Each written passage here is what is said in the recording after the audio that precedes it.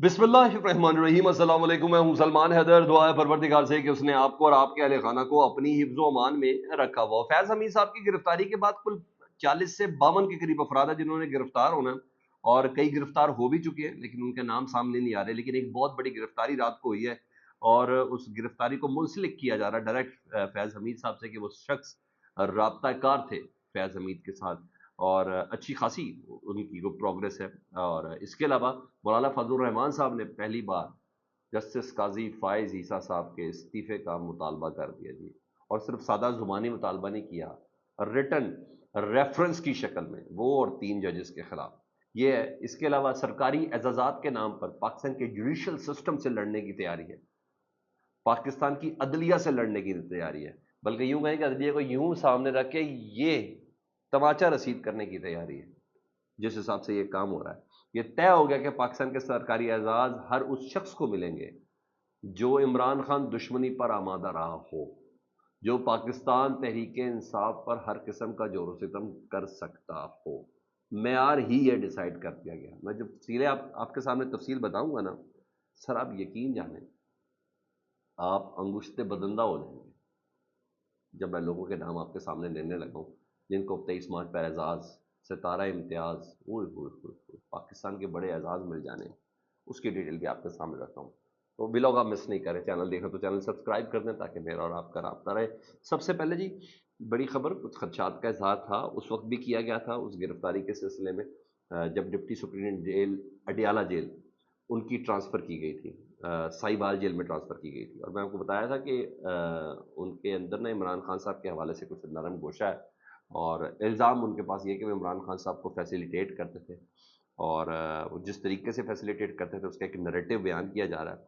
अब तस्दीक इस बात की हो गई जी, जेल डिप्टी सुप्रीडेंट जेल जो अकरम साहब थे उनको हिरासत में ले लिया गया। एजेंसीज ने उनको हिरासत में लिया जी, काले डाले उनको उठा के लेके गए थे 24 घंटे पहले, और रात को फिर उनकी हिरासत बाकायदा तौर पर डाली गई, सामने आ गई। और जनरल फैज़ साहब के, यानी साबिक DGISI जनरल फैज़ साहब की गिरफ्तारी के बाद उन्हें हिरासत में लिया गया है।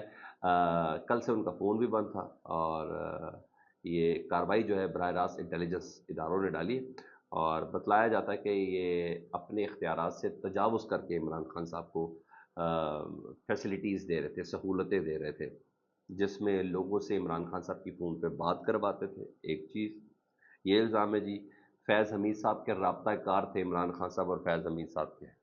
ठीक है जी, ये एक नैरेटिव मुबैना तौर पर बयान किया जा रहा है, और ये सोशल मीडिया पे भी ये बातें चल रही हैं, और अब तहकीकात हो रही हैं इस सिलसिले में। नुसरत जावेद साहब ने, आपको याद है, कुछ रोज़ पहले कहा था, और मैंने ये खबर उनकी कोट की थी आपको, कि इमरान खान साहब जेल के अंदर इतने बाखबर हैं जितना वक्त का वज़ीर आज़म शहबाज शरीफ भी इतना बाखबर नहीं है। बल्कि उन्होंने यहाँ तक चैलेंज किया था कि 50 सहाफ़ी मिल के भी इतना बाखबर नहीं है पाकिस्तान के हालात और वाक़यात से मुतल्लिक़ जितना जेल में बैठा इमरान खान साहब है। और उन्होंने ये भी कहा था कि जेल में इमरान खान साहब को बटन वाला मोबाइल इस्तेमाल करने की भी सहूलत है। उन इंकशाफात के साथ अगर आप नत्थी करें तो फिर सर, जनरल फैज़ साहब की गिरफ्तारी के बाद अभी मज़ीद गिरफ्तारियाँ होनी है। तो ये पता चल गया कि फोर्सेस के अलावा सिविल कुछ लोग भी इसके अंदर शामिल हैं। बहरहाल एक नैरेटिव बयान है। ये मज़े की बात, ये तमाम वो चूहे बिल से बाहर आए हैं कि फैज़ हमीद साहब की गिरफ्तारी की खबर से पहले तक सही होगी गलत होगी, इनके मुंह से बातें नहीं निकल रही थी। अब तो आपको पता है, एक से बढ़कर एक हुकूमती वजीर, हुकूमती असीर, वजीर दिफा, वजीर सेक्रेटरी मुशीर पॉलिटिकल अफेयर्स, सब बोलना शुरू हो गए। और यार जब तक बाहर था तब बात करते रहे, मज़ा आता।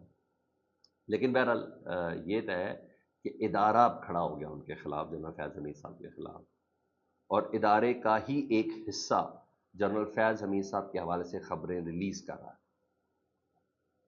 ये जो मुबैना तौर पर ज़राए कह के ये सब चीज़ें जो हो रही हैं, ये उन्हीं की तरफ से ही हो रही हैं।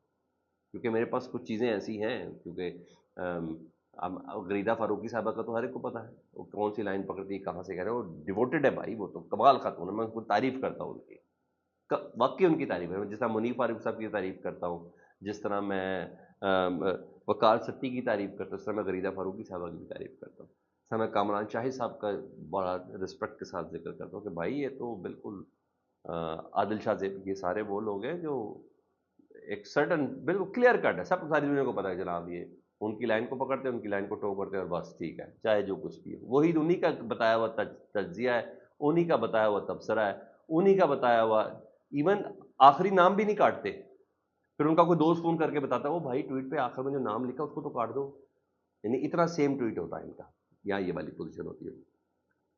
تو اس گرفتاری کے بعد نا سابق چیف جسٹس ثاقب نثار صاحب کی گرفتاری کو بھی جوڑا جا رہا ہے جی، کہ بھئی جنرل فیض حمید صاحب سے ان کے بھی بڑے زبردست تعلقات ہیں، فریدہ فاروقی جیسے جو صحافی ہیں وہ لوگ یہ بیانیہ بنا رہے ہیں، بلکہ کلیم کر رہے ہیں کہ جنرل فیض حمید صاحب سے جو اب تک تحقیقات ہوئی ہے، اب دیکھو جنرل فیض سے تحقیقات ہوئی ہے اور فریدہ فاروقی صاحبہ بتا رہی ہے، سورس کیا ہے سمجھ آ رہی ہے؟ تو جن کے پاس ہے وہی سورس ہوگا نا، یار اتنی سی بات ہے اس میں کون سی راکٹ، میں نے کون سی خبر دے رہا ہوں آپ کو اس بات میں کہ فریدہ فاروقی صاحبہ کا سورس وہی ہے جنہوں نے جنرل فیض حمید صاحب سے انویسٹیگیٹ کر رہے ہوں گے، اگر یہ خبر ایسی ہے تو ٹھیک ہے جی۔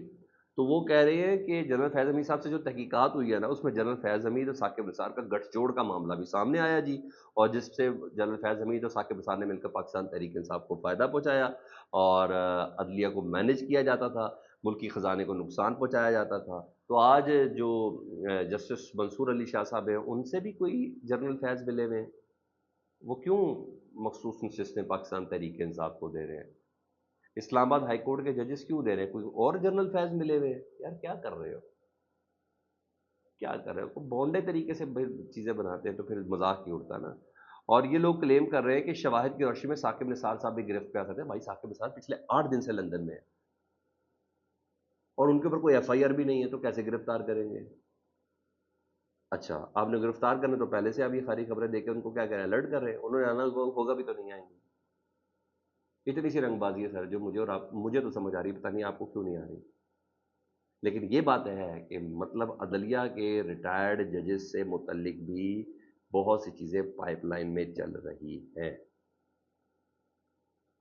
جی ہاں پائپ لائن میں چل رہی ہے۔ ایک اور خبر میں آپ کو دیتا ہوں اس کے ساتھ،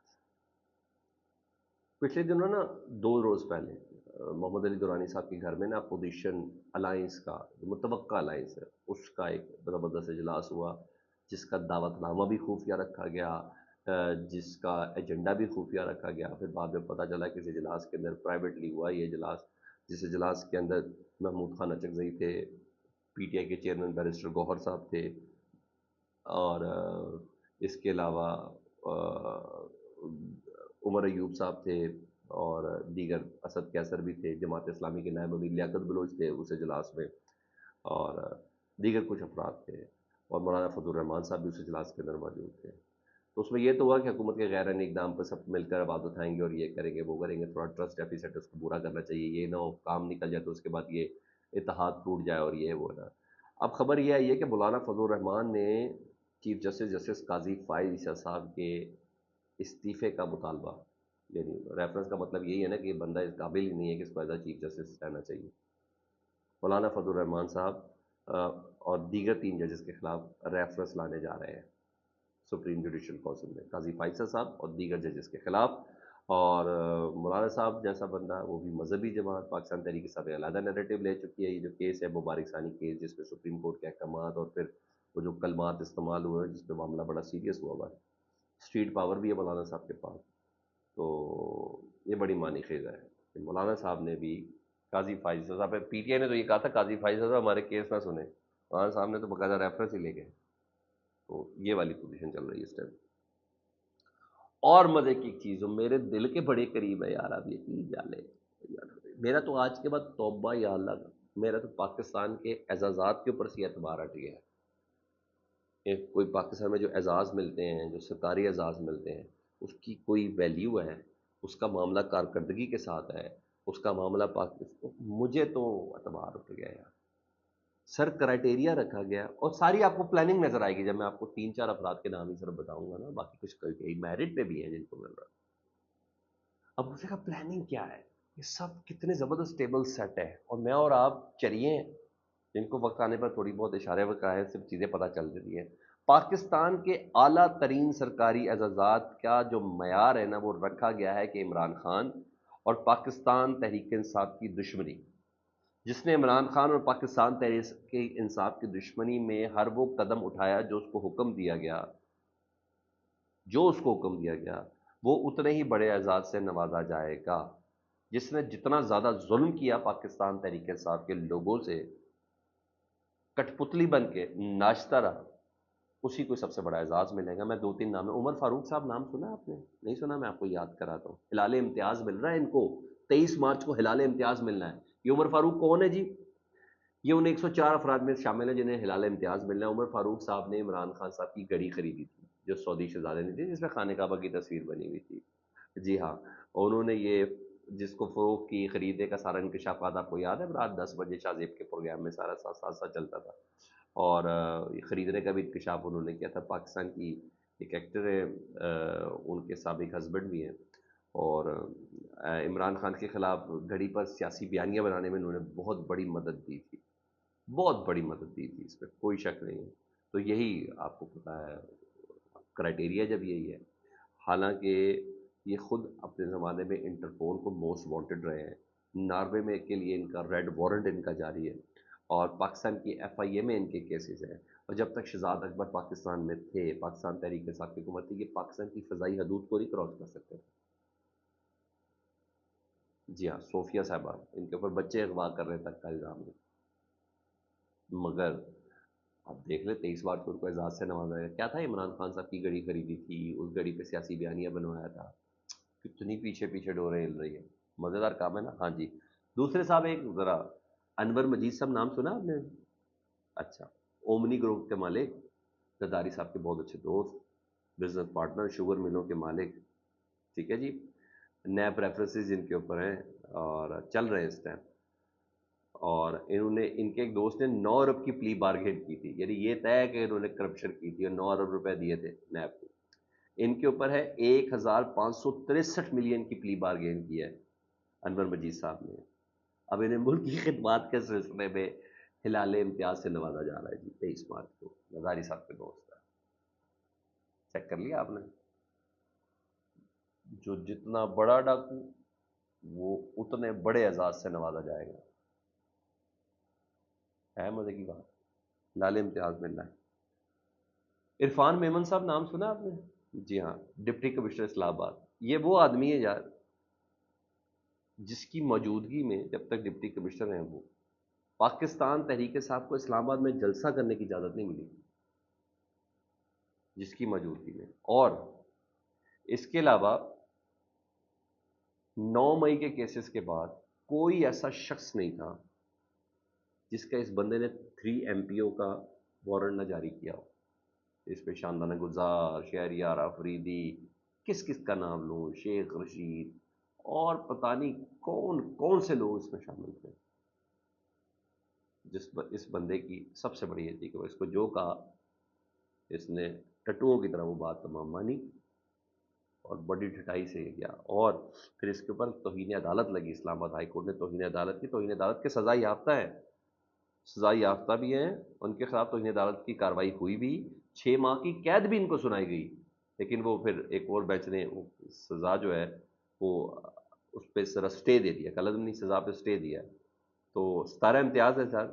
اور یہ بھی آپ چیک کر لیں 17 امتیاز. تو پتہ چلا یہ اعزازات کہاں سے آ رہے ہیں، کس کے حکم پہ آ رہے ہیں، کس کے کہنے پہ دیے جا رہے ہیں.